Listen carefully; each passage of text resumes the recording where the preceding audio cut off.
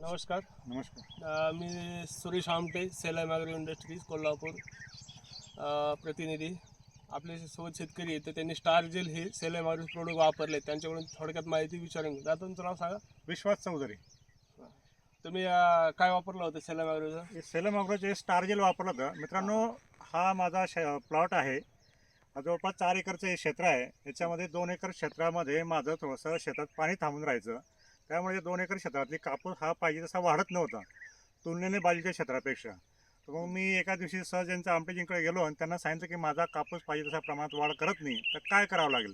तर त्यांनी मला हे स्टार जेल सोडण्याचा सल्ला दिला आणि हे स्टार जेल मी सोडलं आणि मला एक 8 दिवसामध्ये त्याचा रिझल्ट मिळाला. आज जर तुम्ही बघाल तर माझा 4 एकरचं जे क्षेत्र आहे ते परिपूर्ण एक समान झाल्यासारखं वाटतंय. म्हणजे स्टार जेलचा मला निश्चितच फायदा झालेला आहे.